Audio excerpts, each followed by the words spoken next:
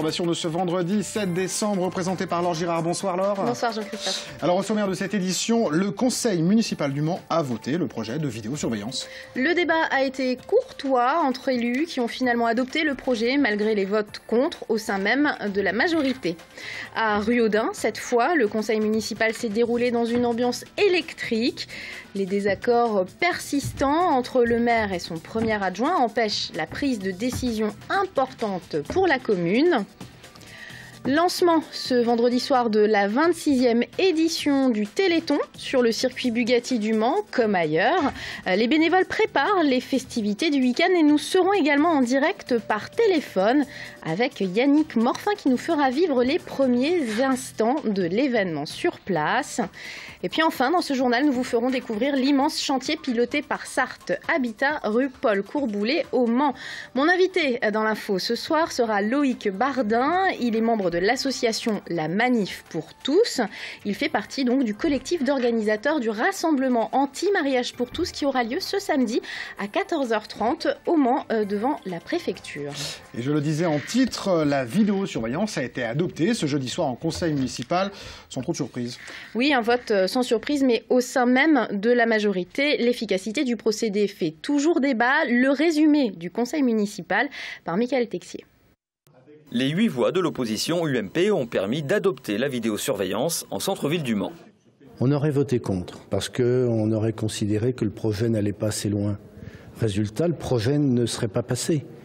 C'est mieux que rien ce qui a été voté ce soir et je pense que des élus responsables, eh bien par moment il faut dépasser les clivages politiques. Alors qui est contre ? La majorité municipale a éclaté lors de ce vote.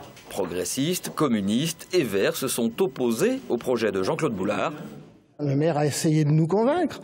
On a essayé de convaincre le maire. Et puis, ben voilà, il y a des moments où on est sur des positions parce qu'on est sur des votes vraiment d'opinion. Des opposants d'un jour qui ont pu avancer leurs arguments pendant les 2 heures qu'a duré le débat. Inefficacité, électoralisme, risque de transformation, télésurveillance ou d'extension à d'autres quartiers du Mans. Personne n'est en capacité de dire aujourd'hui jusqu'où les exigences d'extension de l'installation de la vidéosurveillance pourront aller. Un dernier point sur lequel Christophe Conny, l'adjoint à la tranquillité, a été clair. La vidéosurveillance, pour qu'elle soit efficace, il faut qu'elle n'entraîne pas un phénomène de déport. C'est-à-dire que le problème que l'on veut régler se déporte ailleurs. Comme on est sur une vidéosurveillance de sortie d'établissements de nuit, les établissements de nuit ne vont pas changer d'endroit. Donc à partir de ce moment-là, il n'y aura pas de déport. Par contre, si c'est demain pour mettre de la vidéosurveillance dans un quartier parce qu'on a un problème de délinquance spécifique, ça serait stupide parce que aussitôt le problème quitterait la rue X pour aller dans la rue Y à côté. Début de la vidéosurveillance du centre-ville du Mans au printemps prochain. Et un autre conseil municipal, cette fois sous tension, c'était à Ruaudin. Oui, depuis quelques mois, c'est une guerre ouverte entre le maire et son premier adjoint, des tensions qui impactent le vote de dossiers importants pour la commune, comme le projet de zone commerciale Family Village 2. Ambiance et explications dans ce reportage.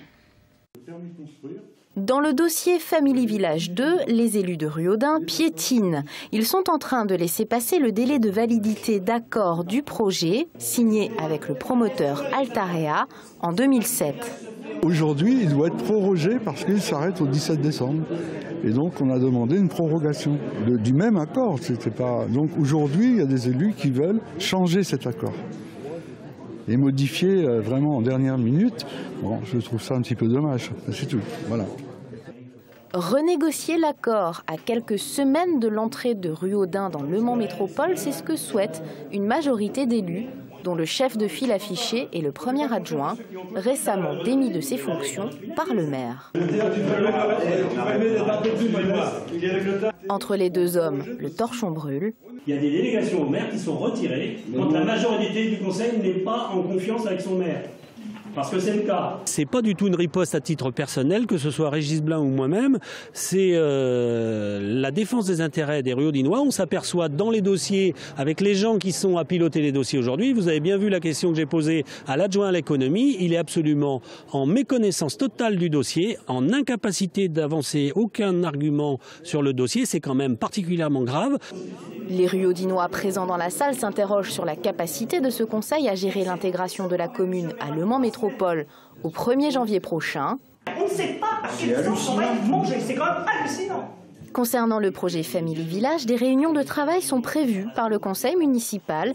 Il se réunira le 20 décembre, soit 3 jours après la date limite de l'accord. Et c'est la 26e édition du Téléthon qui commence ce vendredi soir. C'est l'événement de l'année pour tous ceux qui se battent de près ou de loin pour faire reculer les maladies génétiques. Et pour la première fois en Sarthe, le village du Téléthon s'installe sur le circuit Bugatti du Mans.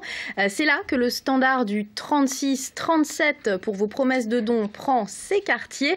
Sur le site du village, de nombreuses animations sont proposées, bien évidemment, pour cette grande fête. Florent Clavel et Émilien David ont assisté aux préparations. Il est 14h, dernière ligne droite pour les bénévoles et les associations du Téléthon. Ils préparent l'événement depuis plusieurs semaines. Beaucoup font preuve d'originalité. Ici, un concours de dactylographie façon années 60. Et ce texte est appelé dans 6 sites différents. La chapelle Saint-Aubin, Joué-l'Abbé, Ivray-l'Évêque, Parigné-l'Évêque, Allonne et bien entendu le village Téléthon. On a 1000 tickets de tombola à 2 €. Ça nous ferait donc 2000 € si nous arrivons à remplir notre propre défi. Une nouveauté de taille cette année, le village est installé dans l'enceinte du circuit. Pratique et surtout motivant, plus de 60 nouveaux bénévoles ont rejoint l'organisation sartoise. Et on a pu s'installer dans le village emblématique du circuit et à bénéficier à la fois du welcome et de toutes les boutiques et de rassembler plus de 20 associations alors que généralement on a 5-6 animations au Mans. Là c'est un test, on va voir si les Sartois répondent, si les Manceaux répondent. 30 heures de Téléthon et un programme chargé pour les personnes atteintes de maladies génétiques. Un objectif, vivre cet instant pleinement. Samedi à 14 h, je fais le tour du circuit Bugatti. Le lendemain, nous allons accueillir les motards. Et le soir, nous avons un repas spectacle à Saint-Saturnin.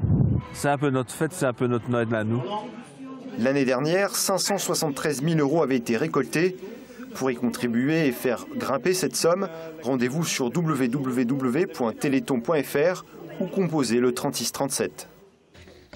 Et on retrouve Yannick Morfin. Normalement, il est en direct du village du Téléthon. On doit l'avoir au téléphone. Yannick, vous venez d'assister au lancement de cette 26e édition.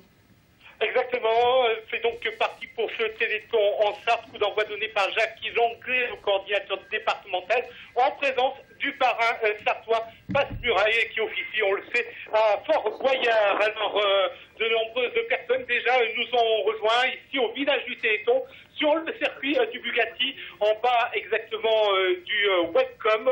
Vous le savez, le Téléthon, malgré la pluie qui s'abat depuis quelques instants ici, bien sûr le 14 juillet, en plein décembre, du doute donc que, comme chaque année, les Sartois vont être nombreux à se mobiliser pour aider la recherche contre les maladies génétiques. L'an passé, 573 370 € ont été récoltés. Il faut évidemment faire plus pour faire avancer la recherche et pour faire, bien sûr, reculer le plus vite possible la maladie. La Sarthe a donc décidé de faire un maximum de bruit, d'où les nombreux concerts qui vont se succéder ici même.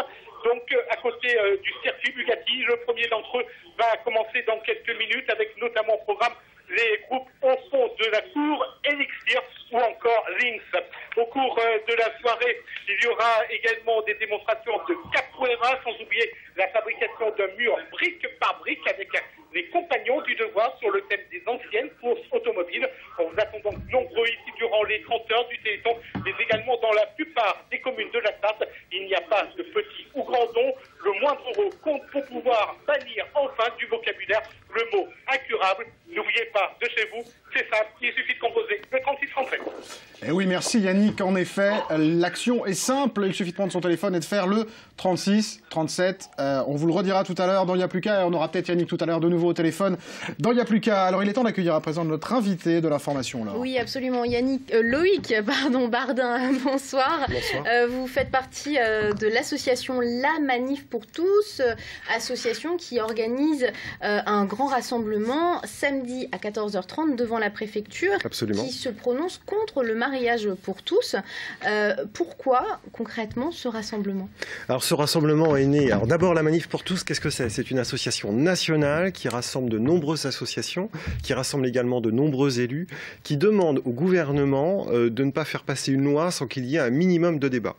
Et aujourd'hui, notre présence sur le territoire national, puisque la Manif pour tous est vraiment étendue à toute la France, et les manifestations sont également organisées dans toute la France, est là pour éveiller les consciences. C'est-à-dire qu'il y a effectivement des opposants à ce projet de loi, et puis il y a des pour, et il y a un moment, nous, ce qu'on veut, ce qu'on demande au gouvernement, c'est de pouvoir confronter nos idées. Et on est là pour ça, et on rassemble les gens dans la rue, demain, à 14h30, justement, pour qu'on puisse sentir qu'il y a une vraie force, il y a un vrai courant, pour dire « stop les gars, on réfléchit ». Et ensuite, on regarde et on voit ce qu'on peut faire. L'objectif, c'est de provoquer le débat ou, in fine, c'est que la loi ne passe pas concrètement? Alors, d'une part, c'est de provoquer le débat. Ça, c'est indéniable.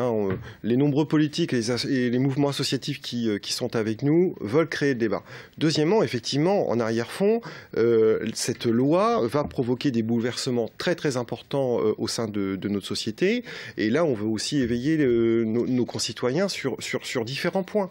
Alors, quel point, par exemple? Alors, bien souvent, on nous traite de réac, etc. C'est pas vrai. On n'est pas du tout contre le sentiment amoureux de deux hommes ou de femmes. On n'est pas homophobe, comme on peut souvent nous le dire parce qu'on fait une manifestation. C'est pas une manif anti-gay, pour être clair. C'est pas une manif anti-gay, bien au contraire, puisque d'ailleurs dans notre organisation, il y a également des homosexuels. Donc, et dans la manif pour tous, il y a des associations homosexuelles.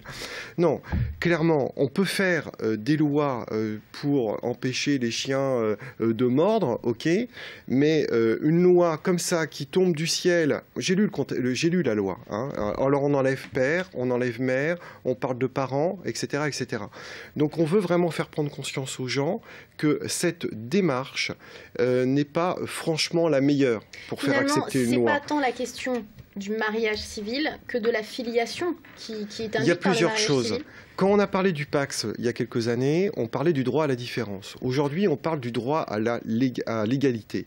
Et nous pensons que cette égalité n'est pas forcément adaptée aujourd'hui à ce qu'on peut appeler sous forme de mariage. Le Pacs aujourd'hui suffit en lui-même. Demain, donc mariage homosexuel, certes, mais filiation. C'est-à-dire que demain, on aura des parents, puisque dans la loi, on n'aura plus de papa ou de maman, ou ça sera peut-être deux papas dans le langage, on va dire, intime, ou deux mamans dans le langage intime également. Néanmoins, l'enfant, il aura toujours une mère biologique. La question, c'est qu'on n'a pas de recul aujourd'hui, justement, sur la question. On n'a pas de recul. Donc vous voulez provoquer le débat. On veut provoquer le débat, on n'a pas le recul. Un mot, mais alors vraiment un mot très rapidement. Oui. Samedi, un autre rassemblement est organisé au Mans, place de la République, à 15h, une demi-heure après le début de votre rassemblement. C'est parfait. Est-ce qu'à un moment, vous pensez vous rencontrer pour discuter et pour initier ce débat? Nous sommes un mouvement pacifiste, convivial et familial. Donc si ceux qui vont s'opposer, entre guillemets, à nous, demain, viennent en amis, pour qu'on puisse justement entamer ce débat, ça prouvera qu'il y a vraiment un débat.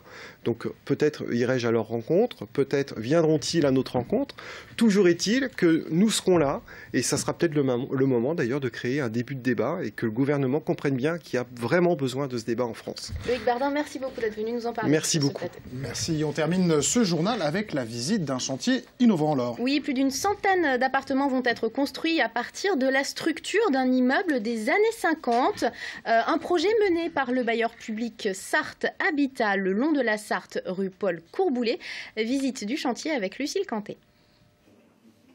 Un T3 tout neuf sur les bords de la Sarthe. Cet appartement est le premier des logements reconstruits dans l'immeuble datant des années 50, avenue Paul Courboulet au Mans. C'est se servir finalement du squelette d'un bâtiment pour en faire autre chose. Et effectivement, on a aussi profité de cette structure pour pouvoir par moment la démolir et former des failles. Et donc ces failles, dans ce qui était une barre d'origine, reforment finalement 4 unités résidentielles.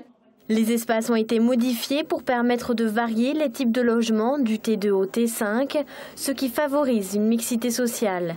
10 nouveaux logements ont été construits sur le toit de l'immeuble avec des terrasses privatives offrant une vue imprenable sur la Sarthe. Nous avons souhaité garder ce nombre de logements au maximum. On ne sera pas à 132 logements mais à 124 logements.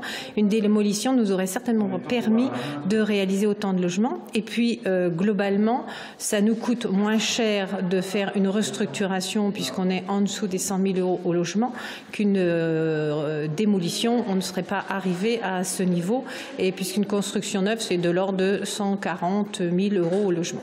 Coût total de ces travaux de restructuration et de construction, environ 12 millions d'euros. Les anciens locataires sont prioritaires dans l'attribution des logements, premiers emménagements prévus en mai 2013. Et c'est la fin de cette édition. Merci Laure. Merci. Retour de l'information lundi à 18h30 en direct sur LMTV. Bonsoir.